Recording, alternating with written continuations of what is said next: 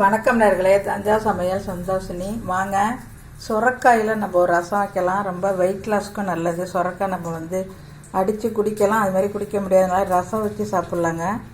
சுரக்காய் இந்த பாதி எடுத்திருக்கேன். பாதியை பொடுசாக அரிஞ்சு இங்கே பாருங்கள், வடிகட்டி வச்சுருக்கேன் பாருங்கள். மிக்சியில் போட்டு அரைச்சி நான் வடிகட்டி வச்சுருக்கேன். இதை வச்சுக்கலாம். இப்போ அடுப்பை ஆன் பண்ணி சட்டி போட்டுருக்கேங்க. சட்டியில் வச்சா நல்லாயிருக்கும், ரசம் சூப்பராக இருக்கும். இப்போ நம்ம கடுகு போட்டுடலாம்.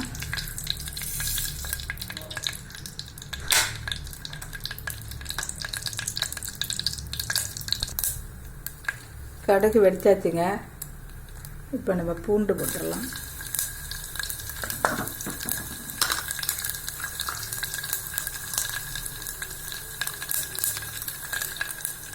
ஒரு மிளகாய் போட்டுக்கலாம். நீங்கள் பச்சை மிளகா வேணாலும் போட்டுக்கலாம், பச்சை மிளகா வேணாலும் போட்டுக்கலாங்க. கருவேப்பிலை போட்டுடலாம்.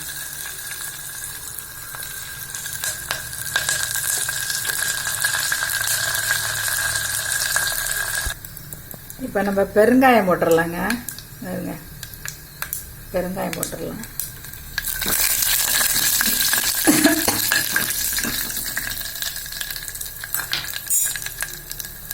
தக்காளி இதை அரைச்சி ஊற்றிட்டேங்க. நான் அரைச்சிட்டேங்க. இதை போட்டுடலாம்.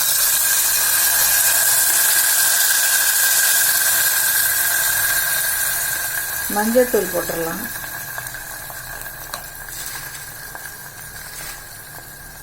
உப்பு போட்டுடலாங்க.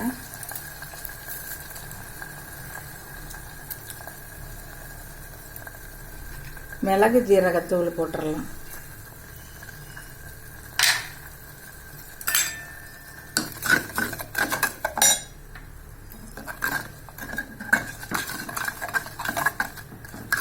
நல்லா வதக்கிட்டு நம்ம தண்ணி ஊற்றிக்கலாங்க.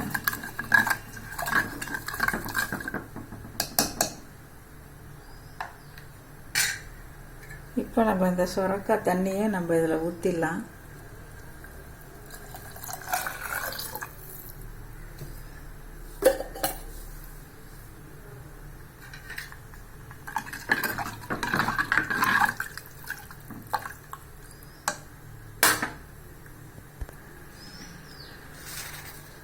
உப்பு போட்டுடலாங்க.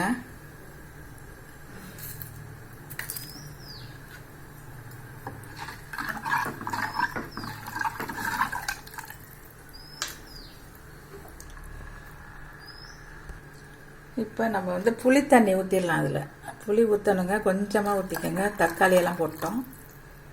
இப்போ நுரைச்சிக்கிட்டு வந்தோன்னா நம்ம இறக்கிற வேண்டியதாங்க. இப்போ நல்லா நுரைச்சிக்கிட்டு வந்துட்டு பாருங்கள், நம்ம இறக்கிடலாம். சுரக்காய் ரசம் ரெடி ஆயிடுச்சுங்க. ரொம்ப வெயிட் லாஸ்க்கு நல்லதுங்க. இதை கூட நீங்கள் சூப்பு மாதிரி நீங்கள் குடிக்கலாம். சாதத்துலேயும் போட்டு சாப்பிட்லாம், சூப்பராக இருக்கும். இந்த வீடியோ பிடிச்சிருந்தால் லைக் பண்ணுங்கள், ஷேர் பண்ணுங்கள், சப்ஸ்கிரைப் பண்ணுங்கள். வாழ்க வளமுடன்.